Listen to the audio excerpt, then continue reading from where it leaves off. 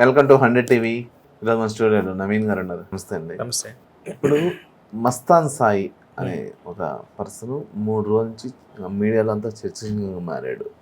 200 వీడియోలు లీక్ అయినాయి అని, అదేవిధంగా ఒక మా శేఖర్ భాష మీద ఒక ఆడియో అనేది లీక్ అయింది. మా పదాల లక్ష్మి అనే శేఖర్ భాష లేకేస్తాము అని మాట్లాడు. దాని గురించి మీరు ఏం చెప్తారు?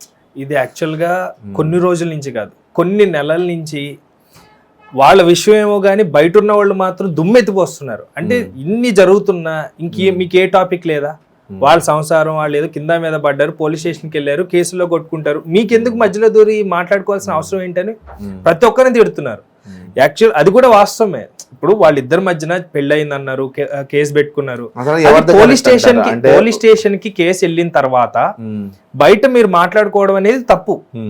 ఇంకొకటి ఏంటి, రీసెంట్ గా మొన్నటి వరకు ఏమన్నారు, మస్తాన్ సాయితో రిలేషన్ పెట్టుకున్నారని ఏదో అలిగేషన్స్ చేశారు. తర్వాత శేఖర్ భాష వచ్చారు. శేఖర్ భాష ఒక ఫేమస్ న్యూస్ ఛానల్లో డైరెక్ట్ గా ఎవరైతే లావణ్య గారు ఉన్నారో చెప్తూ కొట్టారు. ఇంకంతకన్నా అవమానమా? ఇప్పుడు ఏమైంది? నార్మల్ గా చూస్తే ఒక లావణ్య, ఇంకొక మళ్ళీ అదే విధంగా మస్తాన్ సాయి, అదే విధంగా చూస్తే రాస్తారు. వీళ్ళిద్దరు ముగ్గురు పాయింట్ ఆఫ్ వ్యూలో ఎవరిది తప్పు ఉందంటారు, ఎవరిది కరెక్ట్ ఉందంటారు? తప్పు అనేసరికి వాళ్ళిద్దరు విషయం పోలీస్ స్టేషన్కి వెళ్ళిన తర్వాత మూడో వ్యక్తి ఎవరు మాట్లాడినా తప్పే. ఇప్పుడు ఈ జరుగుతున్న విషయాన్ని తీసుకొచ్చి ప్రతి ఒక్కళ్ళు ఏదో ఒకటి దాని నుంచి లబ్ధి పొందాలి, మాట్లాడాలి అని అనుకోవడమే తప్పు. ఇప్పుడు ఆవిడ కేసు పెట్టింది, సరే ఒక 2 నెలలు అయిపోయింది, 3 నెలలు అయిపోయింది, ప్రతి ఒక్కళ్ళు మర్చిపోయారు. రాస్తారు లావణ్య అంటే అయిపోయింది కదా అనే టైంలో అప్పుడు ఏమన్నారు, మస్తాన్ సాయితో సంథింగ్ ఏదో ఎలిగేషన్ రావటం వల్ల ఇప్పుడు ఏమంటారని క్వశ్చన్ చేస్తుంది ఆమె. ఇప్పుడు మస్తాన్ సాయితో నాకు ఏదో సంబంధం పెట్టారు, ఇలా చేశారన్నప్పుడు లావణ్య మస్తాన్ సాయి మీద ఎందుకు కేసు పెడుతుంది? టైం చూసింది. సరే ఇప్పుడు మొన్నటి వరకు మీరు నాకు ఏదో రిలేషన్ పెట్టారు, ఇప్పుడు మస్తాన్ సాయి మీద నేను కేసు పెడుతున్నా, అంత ఇష్టం ఉంటే, లేకపోతే నేను ఏదో చేశానని అనుకుంటే, ఆ వ్యక్తిని నేను కావాలని అనుకుంటే నేను వెళ్ళింది ఆ పర్సన్ మీద కేసు పెడతా. కేసు పెట్టడమే కాదు, వాడు నాలాంటి వాళ్ళని ఎంతమందిని ఇబ్బంది పెడుతున్నాడో మొత్తం బయటకు లాగుతానికి కేసు పెట్టినప్పుడు ఆవిడ ఫైట్ చేస్తుంది. సపోర్ట్ అన్నా ఇవ్వండి, లేకపోతే సైలెంట్ గా ఉండండి. రాష్ట్రాన్ని ఎలాగో సైలెంట్ గా ఉన్నాడు, అసలు మెయిన్ వ్యక్తి ఆయనే కదా. ఆయన నాకెందుకు ఇలాంటి బజార్కి లాక్కోవడం ఎందుకని సైలెంట్ గా ఉన్నప్పుడు, మనం ఏదో మన ఇంటి పక్కన గొడవ మాట్లాడుకున్నట్టు పోలీస్ స్టేషన్ లో ఉన్న విషయాన్ని తీసుకొచ్చి మనం ఇక్కడ డిసైడ్ చేసేసి మనం మాట్లాడుకోవడం అనేది నాకు తెలిసి తప్పదు, కరెక్ట్ కాదు. ఇప్పుడు వీడియోలు వచ్చినాయి, సరే ఆవిడ చేసింది మంచి పని అని అనుకోవాలి. ఆవిడ విషయంలో న్యాయం జరిగినా అన్యాయం జరిగినా ఆవిడ చేసిన ఒక్క మంచి పని ఏందని కేసు పెట్టడం వల్లే కదా 300 మంది వీడియోస్ హార్డ్ డిస్క్ తో సహా దొరికినాయి. అంటే రేపు అన్న రోజున లావణ్య లాంటి ఎంతమంది అమ్మాయిల జీవితాలు నాశనం చేస్తుండే, ఎంత బ్లాక్మెయిల్ చేస్తాడు. అసలు డ్రగ్స్ విషయంలో కూడా ఆయనకి లింక్ ఉన్నట్టుగా తెలుస్తుంది. హార్డ్ డిస్క్ దొరికినప్పుడే పోలీసులే షాక్ అయిపోయే విషయాలు బయటకు వచ్చినప్పుడు లావణ్య చేసిన మంచి విషయమే కదా. ఇప్పుడు రాజ్ తరుణ్ ఎందుకు వస్తాడు విషయంలో? అసలు రాజ్ తరుణ్కి సంబంధం లేని విషయం ఇది. ఇప్పుడు ఆవిడ ఫైట్ చేసేది మస్తాన్ సాయితో ఫైట్ చేస్తుంది.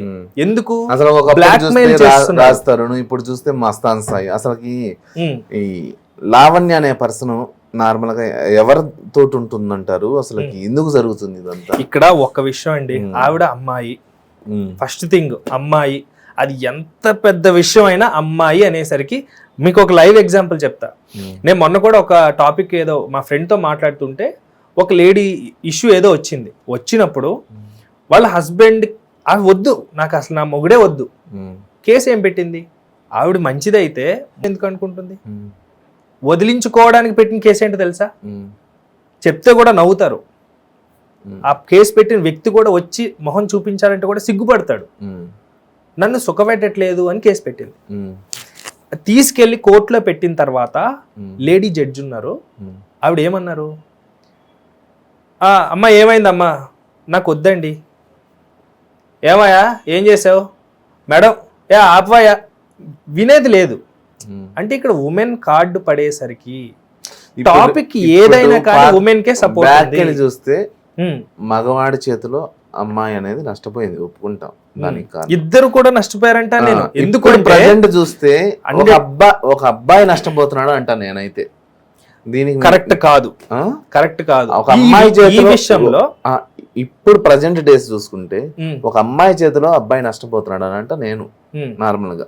ఎందుకనంటే ఇప్పుడు చూస్తున్న సొసైటీలో చూస్తే ఒక అబ్బాయితో ఉంటూ మళ్ళీ ఇంకొక అబ్బాయి తోటి తిరగటం కావచ్చు, అదేవిధంగా పెళ్లి చేసుకొని నార్మల్గా ఇంకొక అబ్బాయితో ఉంటాం, ఇదంతా చూస్తే కొన్ని సిచ్యువేషన్స్లో నా దగ్గరే కొన్ని ఉన్నాయి నార్మల్గా నాకు తెలిసిన పాయింట్ ఆఫ్ వ్యూలో కూడా.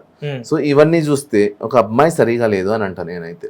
మీరేమంటారు? ఇక్కడ ఎవరిని జడ్జ్ చేయలేమండి ఒక పాయింట్ క్లియర్ గా, బికాస్ అంటే రెండు సైడ్ నుంచి జరుగుతుంది, 100% జరుగుతుంది. నేను సపోర్ట్ చేయను కానీ ఇబ్బంది పడేది మాత్రం లాస్ట్ కి జంటే. ఎందుకు అంటే ఇప్పుడు ఎవరి జీవితాలు వాళ్ళకు ఉంటాయి. ఎగ్జాంపుల్ ఇదే విషయం తీసుకోండి, లావణ్య గారు ఎవరికి తెలుసు? రాస్తారని అందరికి తెలుసు. విషయం బయటకు వచ్చిన తర్వాత లావణ్య పోరాడిన తర్వాత ఆవిడ పోరాడిన ప్రతిసారి ఎవరి పేరు ఎత్తుతున్నారు? రాస్తారు. ఎక్కడికి వెళ్ళినా రాస్తారు. ఇప్పుడు నష్టపోయింది ఎవరంటే ఇప్పుడు పోరాటం సంగతి కరెక్టే, ఇప్పుడు అవకాశాలు లేకుండా పోయింది ఎవరికి? లావణ్యకే రాస్తారు. ఇంకా ఇప్పుడు ఒక పెద్ద వ్యక్తి నాశనం అయిన క్లియర్ కనిపిస్తుంది కదా. ఇప్పుడు ఎక్కడికి వెళ్ళినా తలెత్తుకోగలడా? మనం ఏదో ఒక మూవీ ప్రమోషన్ లో కూడా ఆ టాపిక్ మాట్లాడొద్దండి ప్లీజ్ దయచేసి అనేసరికి సార్ అని ఇబ్బంది పెడుతున్నారు. క్రేజ్ ఉండబట్టే కదా, క్రేజ్ ఉండబట్టే లాగుతారు. ఇప్పుడు అదే కానీ లావణ్య గారు మన సమంత విషయం వచ్చింది, నాగ చైతన్య గారిని పాయింట్అవుట్ చేశారా?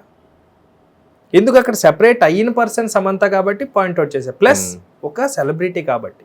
ఇదే రీసెంట్గా ఆమన్ గారు ఒక స్టేట్మెంట్ ఇచ్చారు, మీరు విన్నారా? ఒక స్టార్ డైరెక్టరు నా ముందు 2 pieces క్లాత్ ఇచ్చి నా ముందే మార్చుకోమన్నాడు అని. ఎవరు పోరాడారు? స్టార్ డైరెక్టర్ పేరు వచ్చింది. స్టార్ డైరెక్టర్ ఎందుకంటే అక్కడ రెండిట్లో కూడా ఎవరికి హోదా ఉంటుందో, ఎవరికి ఏదైతే ఇది ఉంటుందో వాళ్ళని లాగడానికి ట్రై చేస్తారు. ఫస్ట్ థింగ్, అబ్బాయిలు ఇబ్బంది పడుతున్నారు అంటే ఇంతకుముందు ప్రతి ఒక్కళ్ళు కూడా సమానంగానే ఉంటుండే. అమ్మాయి అనే అనుకువగా ఉండాలి అనేది ఎస్ ఇప్పటికీ వాస్తవమే. కానీ వాళ్ళకి కొన్ని హక్కులు ఇవ్వటం వల్ల కొన్ని చట్టాలు ఎక్కడో ఏదో పొరపాటు జరిగింది, దానివల్ల ఏ మహిళకి ఇబ్బంది జరగకూడదు అన్న ఉద్దేశంతో చట్టాలు పెట్టినప్పుడు ఆ చట్టాలని అడ్డం పెట్టుకొని ఇప్పుడు ఎవరైతే లేడీస్ ఉన్నారో కంట్రీ లేకుండా లేరు, వాళ్ళు దాన్ని అడ్డం పెట్టుకొని ఇప్పుడు ప్రతి ఒక్కరిని బద్నాం చేస్తున్నారు. కేసులు కాపాడుతున్నాయి, అమ్మాయిలు కాపాడట్లా. అమ్మాయిలకి కేసులు. ఇప్పుడు ఆ కేసు లేకపోతే అమ్మాయికి ఇబ్బంది ఉంటుంది. అబ్బాయిల్లో మంచివాళ్ళు లేరా? అలా అని అమ్మాయిల్లో రాక్షసుల్లా బిహేవ్ చేసేవాళ్ళు లేరా? రెండు సైడ్ల నుంచి నష్టం జరుగుతుంది. కేవలం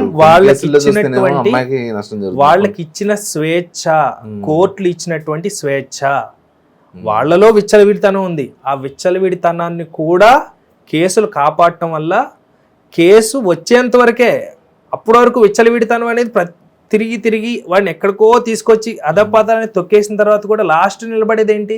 నేను ఇలా చేసాను అని అనరు. అమ్మాయిలు కూడా రాక్షసులు ఉన్నారు. లాస్ట్కి ఏమంటారు?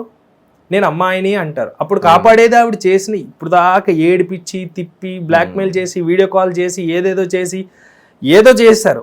కానీ లాస్ట్కి ఇబ్బంది పడేది ఎవరు? అబ్బాయే కదా. వాడు ఇంకా దరిద్రుడు అనుకోండి, వాడు కేసుల దాకా రాడు. చూస్తున్నాం ఆత్మహత్యలు, సూసైడ్లు, చంపేయడం, పొడిచేయడం, ఎక్కువ తీసుకెళ్ళి గొంతు పీసుకెళ్ళడం, చంపేయడం. అమ్మాయిలా చేయరు కదండి. బతుకున్నంతకాలం జీవోత్సవంలో బతకాలి అబ్బాయి. అమ్మాయిల విషయంలో చట్టాలు ఇచ్చే హక్కులు అలా ఉన్నాయి. అలా అని వీళ్ళని దూషించకూడదు, అబ్బాయిని దూషించకూడదు. కానీ ఆ విచ్చలవిడితనం పెరిగిందేమో అని అనిపిస్తుంది ఒక్కొక్క సీన్లో నాకు. అమ్మాయిలకి విచ్చలవిడితనం పెరిగిందని అనిపిస్తుంది, ఎందుకంటే చట్టాలు కాపాడుతున్నాయి.